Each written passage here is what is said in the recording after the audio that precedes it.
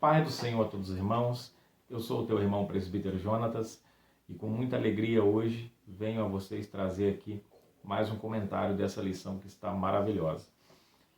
Dei uma atrasada na publicação desse vídeo, a gravação, tá, devido a alguns imprevistos que ocorreram. Tá, eu havia gravado esse vídeo ontem, na realidade, e na hora de publicar deu um erro no YouTube. Eu já havia apagado do celular porque acreditava que já tinha sido enviado, e quando vi que deu falha não pude enviar novamente. Então estou regravando o vídeo, tá bom? E não tem problema, um estudo a mais, um estudo a menos não é perdido, né? A gente vai a cada dia mais crescendo, quanto mais nós se debruçamos na palavra. Amém, irmãos? Então, a lição que estudaremos hoje é a lição 8, que vai dizer o seguinte, que o tema é a lei e os evangelhos revelam Jesus. Hoje, como podem perceber, o meu cenário está um pouco diferente. Hoje eu estou no quarto da minha filha, devido à sala tá hoje em outra atividade, tá? Nós estamos aqui no quarto da minha filha, mas não tem problema. A palavra é palavra em qualquer lugar, até dentro do banheiro. Então vamos avançar aqui. O texto áureo vai dizer o seguinte: ouve Israel, o Senhor nosso Deus é o único Senhor. Deuteronômio 6:4. A verdade prática vai dizer: a lei não salva, mas esboça o plano da redenção em Cristo, confirmado nos evangelhos. A leitura bíblica em classe, essa leitura que eu sempre enfatizo que é importante que se leia em sala de aula, que se enfatize em sala de aula, porque tudo que está dentro dessa lição, tudo que norteia o pensamento do comentarista, está baseado nesses dois textos aqui da leitura bíblica em classe. E aqui os dois textos os quais foram colocados pelo comentarista é Deuteronômio 6, do 4 ao 9, e Lucas 1, do 1 ao 4. O primeiro vai dizer o seguinte: ouve Israel, o Senhor nosso Deus é o único Senhor. Amarás, pois, o Senhor teu Deus de todo o teu coração, de toda a tua alma e de todas as tuas forças. E estas palavras que hoje te ordeno estarão no teu coração, e as intimarás a teus filhos, e delas falarás assentado em tua casa, e andando pelo caminho, e deitando-te e levantando-te. Também as atarás por sinal na tua mão, e te serão por frontais entre os teus olhos. E as escreverás nos umbrais de tua casa e nas tuas portas. Agora Lucas 1. Tendo, pois, muitos empreendido por em ordem a narração dos fatos que entre nós se cumpriram, segundo nos transmitiram os mesmos que os presenciaram desde o princípio e foram ministros da palavra, pareceu-me também a mim conveniente descrevê-los a ti, ó excelentíssimo Teófilo, por sua ordem, havendo-me já informado minuciosamente de tudo desde o princípio, para que conheças a certeza das coisas de que já estás informado. Olha como Lucas fala bonito, né? A fala de Lucas, nós percebemos que a cultura dele é um pouco diferente dos demais apóstolos, dos demais discípulos que acompanharam a trajetória de Cristo.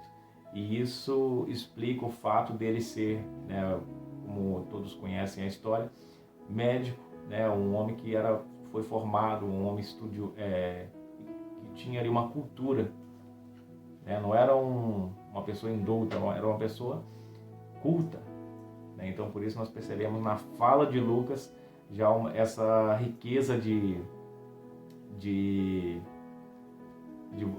essa diferença de vocabulário. Amém? Então vamos avançar aqui mais um pouco.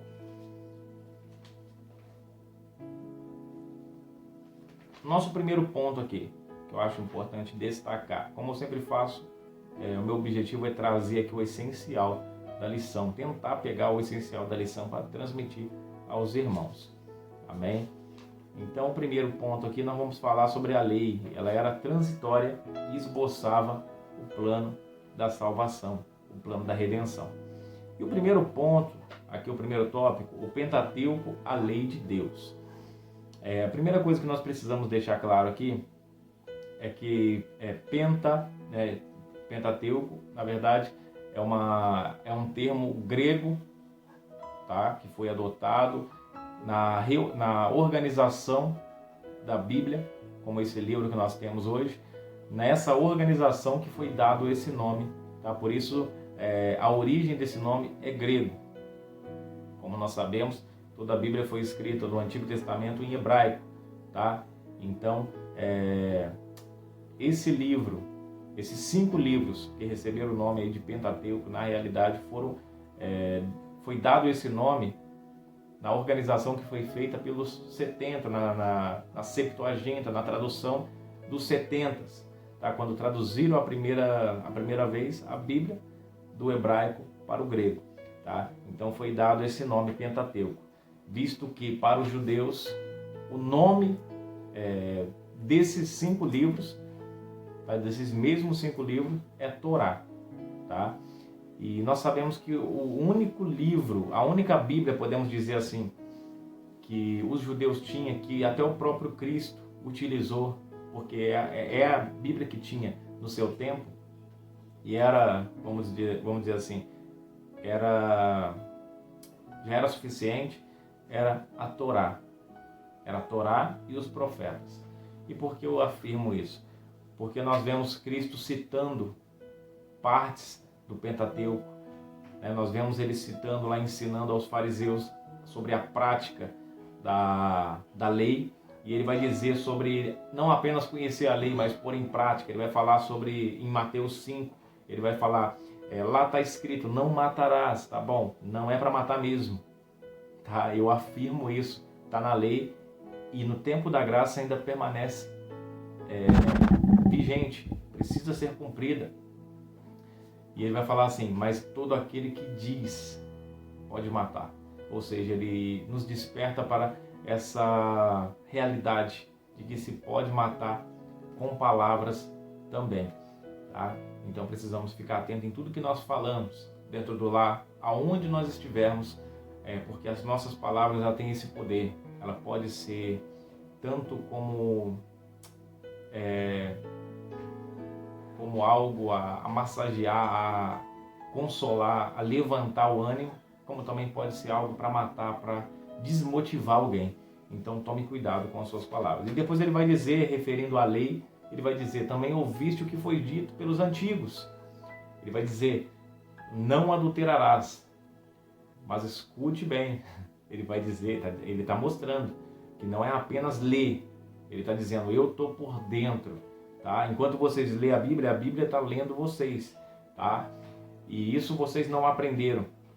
E ele vai mostrar essa realidade. Ele vai falar, a todo homem que atenta apenas para uma mulher e em seu coração deseja, já cometeu adultério com ela. Já pecou. Então você percebe, o próprio Cristo cita a lei. E é no mesmo capítulo 5, que ele vai dizer ali, que ele não veio abolir a lei, mas ele veio cumpri-la. Tá? E nós precisamos entender ali o que Cristo se refere ao dizer que essa lei não foi abolida, mas que ela precisa ser cumprida. Tá? Porque ele não quis dizer que ele veio cumprir e ele foi o suficiente. Não, irmãos. Não é isso que não é isso que está querendo dizer o texto. Tá? Ele está autentificando que essa lei ela é algo eficaz, que é algo que precisa ser ainda analisado, tá? Mas agora com uma perspectiva diferente, tá? Com um olhar diferente, um olhar pela graça. Tá? Isso aqui nós vamos enfatizar nessa aula, tá? Porque o que vai mudar? Na verdade, o que vai mudar é porque não é mais lei, agora é graça. E o que é lei é uma ordem, você precisa seguir, queira você ou não, você precisa seguir. Por isso quando diz lá, amarás ao Senhor teu Deus, isso é uma ordem. Isso aqui não é um conselho, isso aqui não é algo, uma sugestão, mas é uma ordem, amarás o Senhor teu Deus. E ele vai dizer na ordem, tem ordens ali que fala, para que vivas, cumpra isso. Por que na graça não tem essas expressões? A expressão que nós encontramos é Cristo dizendo para os discípulos, como por exemplo, ele dizendo, aquele que quer vir após mim, negue-se a si mesmo. Mas é aquele que quiser vir. Se não quiser, não tem problema, você tem a sua escolha e eu a respeito. Nós vemos Jesus chegando ali para aquela mulher adúltera no capítulo 8 de João e dizendo para ela: vai e não peques mais. Ou seja, eu te perdoo, tá? A graça te deu uma nova oportunidade, porque essa é a característica da graça. Enquanto a lei punia na hora, não tinha oportunidade. Quebrou a lei, era uma vez só, já era punido. A graça não, a graça te dá a oportunidade para você se corrigir. É por isso que ela é maravilhosa. Porque nós, como seres humanos, temos a tendência de errar diversas e diversas vezes, às vezes reprojetar o mesmo pecado diversas vezes. Tá? E a graça, ela é maravilhosa nesse sentido, porque ela nos dá uma outra oportunidade.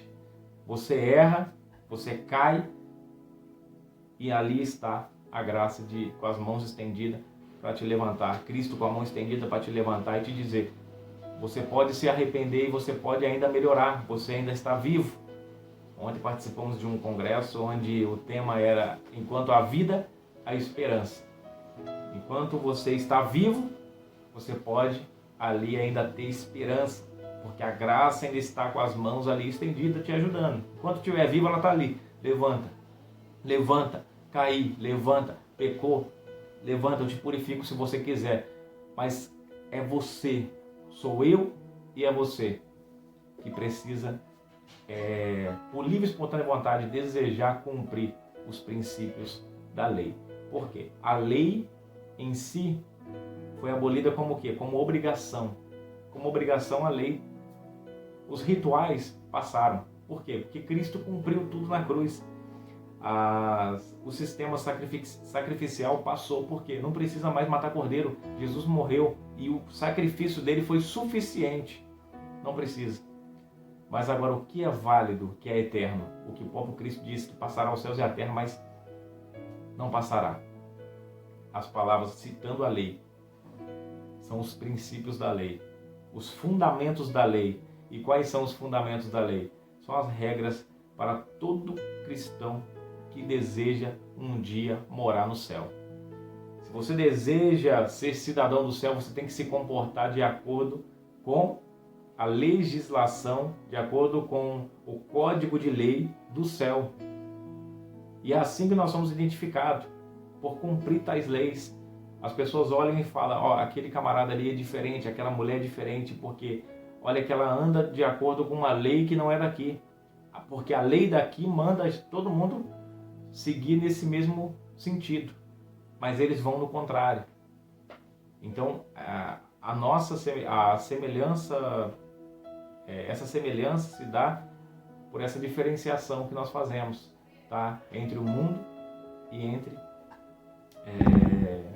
a lei de Deus, tá, irmãos? Então nós precisamos atentar se nós estamos vivendo debaixo da lei de Deus ou debaixo da lei do mundo, tá bom? Eu sempre digo que até o próprio apóstolo Paulo diz em Romanos 13 que nós devemos ser sujeitos às autoridades.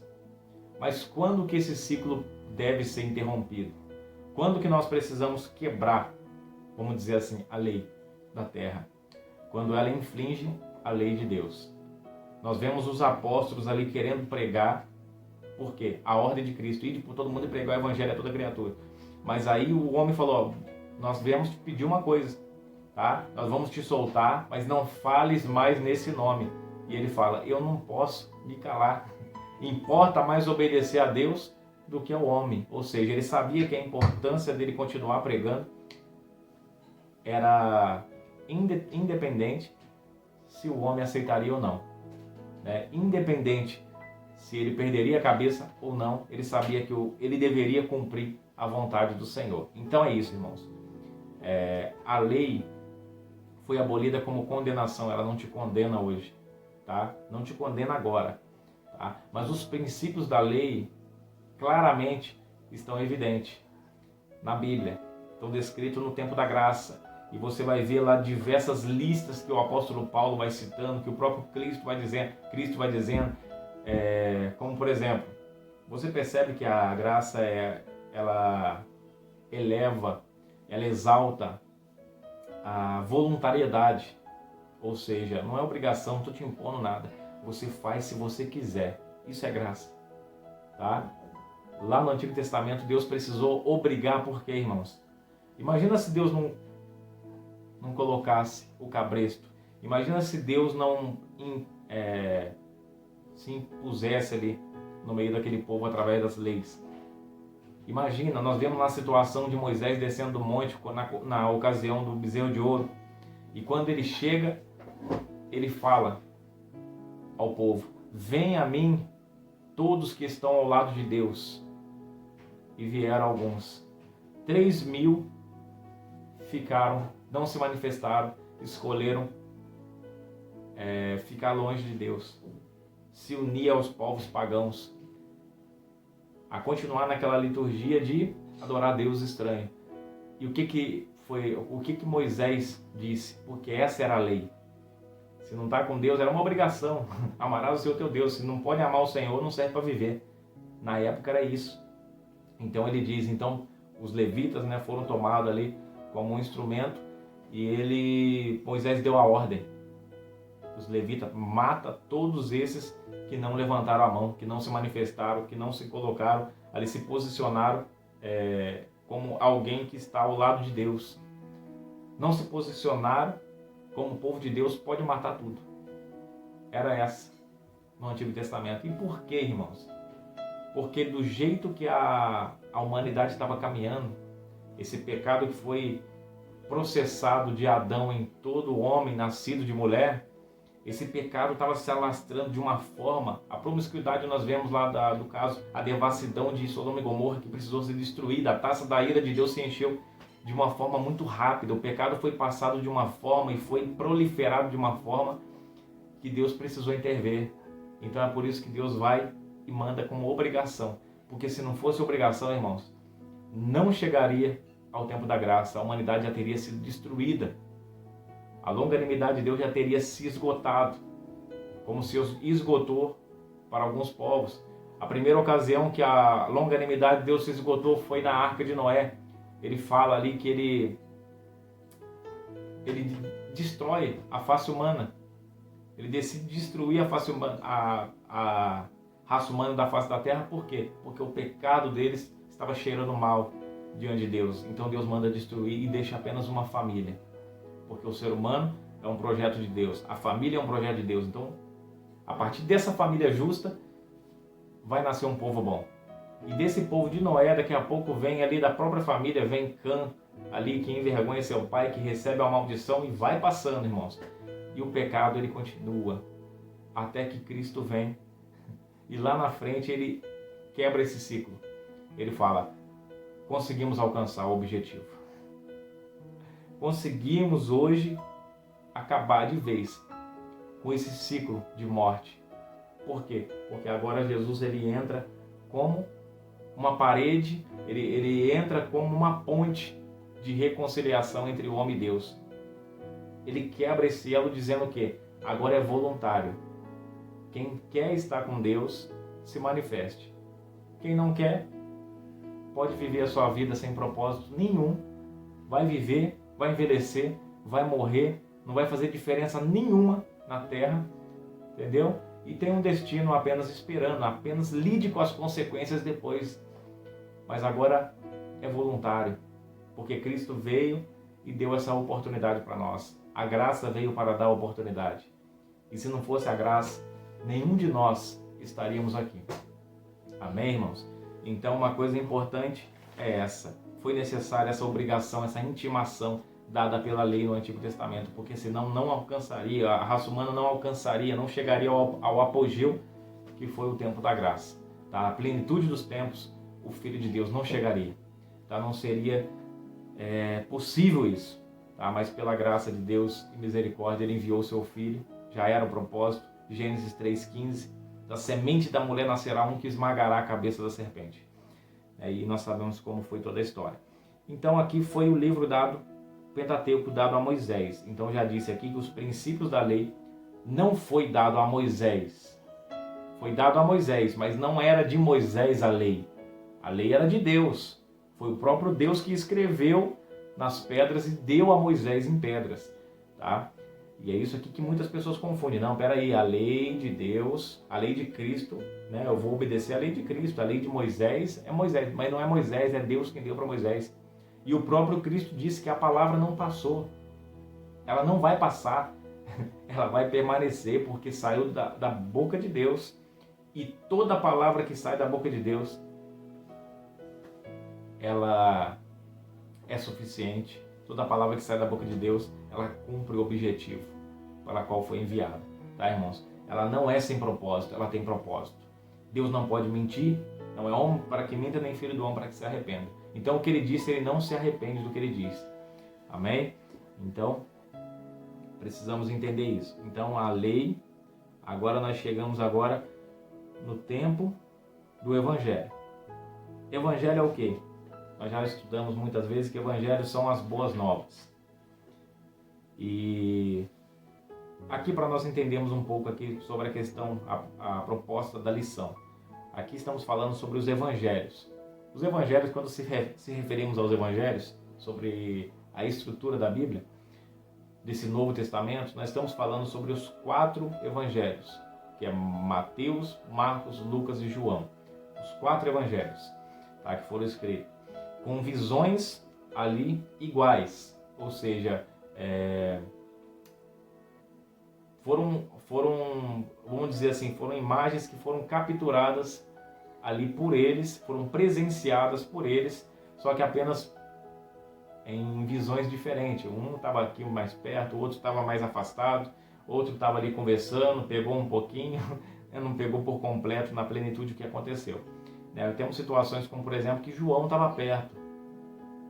Inclusive na perseguição de Cristo, quem estava perto da cruz, quem estava perto de Cristo, quem entrou para dentro da porta no Sinédrio foi quem? Quem entra foi João. Pedro fica para o lado de fora. Os outros discípulos não entraram. Por quê? Todos fugiram. Então, João vai ter algo a mais para poder dizer porque ele estava perto. Tá? Então, evangelho sinótico é isso. Porque significa visões iguais. Tá? Por isso que nós lemos Mateus, Marcos e Lucas, dizem a mesma coisa, com algumas ressalvas apenas, com algumas observações, algumas divergências pequenas, tá? Que foi mais questão, algo natural, tá, irmãos? O ser humano, por exemplo, dentro de uma igreja, vamos imaginar que estamos todos dentro de uma igreja. Um rato entrou dentro da igreja correndo. Alguém viu a cena. Alguém viu que quando o rato chegou, uma irmã pulou em cima da cadeira e a outra saiu correndo para fora, enquanto o outro viu, teve uma outra visão no momento. Porque quando ele olha, ele vê ali um homem chegando com a vassoura e batendo na cabeça do rato. Então você percebe que isso é natural do ser humano. Tá? E isso é até utilizado, esse sistema o qual foi escrito, esses livros chamados sinóticos, que falam a mesma língua, apenas de diferentes pontos de vista. É interessante que ele é utilizado até como comprovação da Bíblia como verdade. Por quê? Dizendo a respeito do testemunho da Bíblia ser verdade. Por quê? Porque essa testemunha involuntária que eles dão um ao outro atesta que a Bíblia mostra que eles não têm a proposição ali, eles não têm a proposta, o propósito ali de autentificar a história como verdadeira. Eles não têm. É algo involuntário. Eles vão mostrando, algo involuntário, e é o que prova que essa história é real. Que tudo isso aconteceu de fato. Porque um viu aqui, outro ali, e nós sabemos que isso é característico do ser humano. Então isso comprova que a Bíblia, que esses evangelhos têm ali total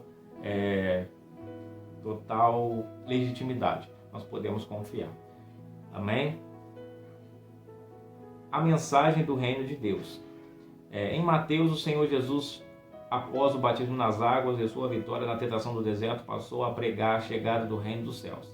E nós vemos, irmãos, qual era a pregação, aqui resumindo esse ponto inteiro aqui, esse tópico, subtópico 2 e subtópico 3. Qual foi a pregação utilizada por Jesus? A pregação que foi utilizada no tempo da graça. Isso é o que difere o nosso tempo. que nós não estamos entendendo muito bem. A pregação que veio após, com a chegada de Cristo e depois com a ascensão ali dos apóstolos, na introdução na obra missionária, está em Atos, nós vamos observar que a pregação que iniciou, a pregação que abriu ali que rasgou o período de silêncio de 400 anos, foi a pregação de João Batista em Mateus 3, que dizia: arrependei-vos, porque é chegado o reino dos céus. Ele vem mostrando a nossa enfermidade. Ele já vem chegando, né? Lembra que eu disse que no Antigo Testamento o homem já veio, né? A imagem é essa, o homem se esforçando para chegar, mas a enfermidade estava nele, essa enfermidade chamada pecado, puxando ele para trás, né? Muitos homens morrendo porque não suportavam. Aqui deu um tapa aqui no meu refletor aqui, mas amém. Né? Os homens não suportavam porque o pecado era mais forte, acabava puxando para trás, né? E Deus, pela misericórdia, enviou a possibilidade ali de matar um cordeiro, uma vítima inocente, para poder apaziguar momentaneamente o pecado. Então o homem veio sofrendo com aquela enfermidade até que chegou ali. E João Batista vem mostrando a solução. Ele fala: arrependei-vos, porque é chegado o reino dos céus. Ou seja, duas coisas ele está dizendo. Vocês vieram com uma enfermidade lá de trás. A enfermidade está vindo, está se alastrando. E é evidente porque nós vemos as consequências dela vindo. A terra gemendo. Nós vemos pessoas morrendo.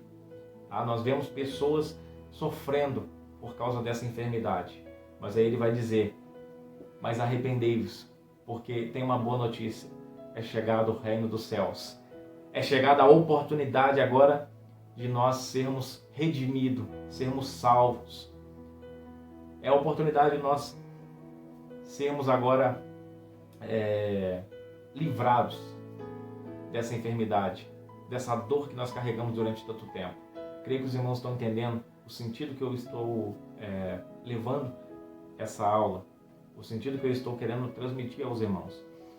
Então essa foi a mensagem passada por João Batista, e para mostrar como que essa verdade, que essa mensagem, ela era eficaz, que ela era, vamos dizer, segura, era a vinda de Deus, era o propósito de Deus, tá? Como pregação.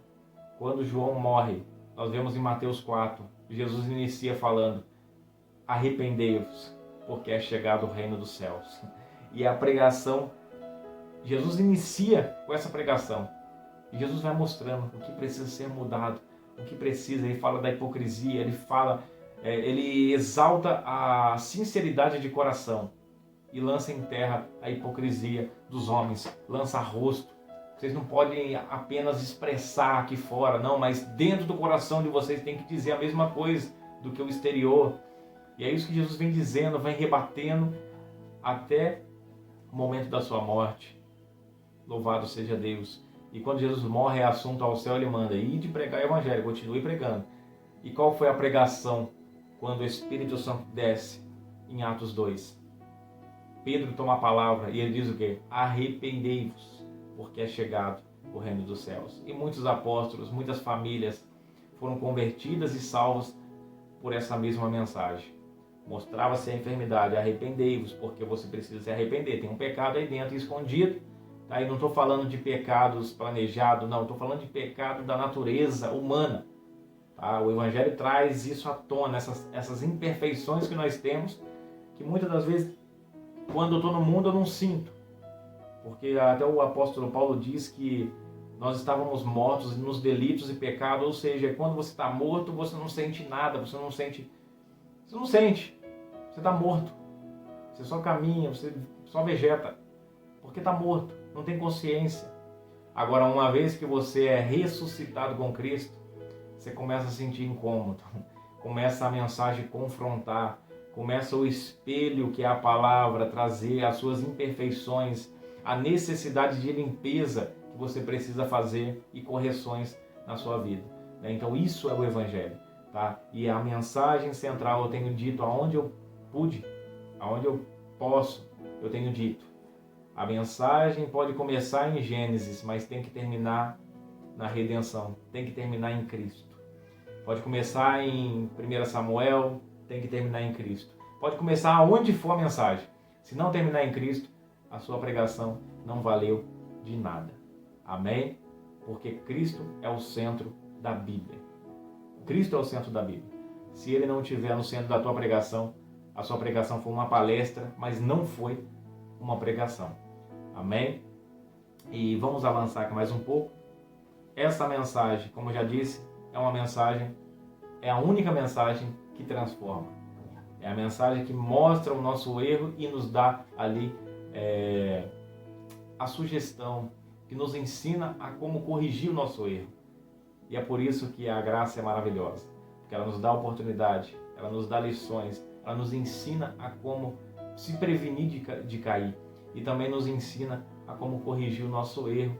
A Bíblia vai dizer em Provérbios 4:18 que a vereda do justo é como a luz da aurora, que vai brilhando, brilhando, até se tornar dia perfeito. Amém, irmãos? Eu espero que essa aula tenha sido uma bênção para a sua vida. É apenas um comentário em cima do texto, tá bom? Mas que Deus em Cristo abençoe a sua aula, que Deus te use com poder, com unção na Escola Bíblica Dominical. Amém?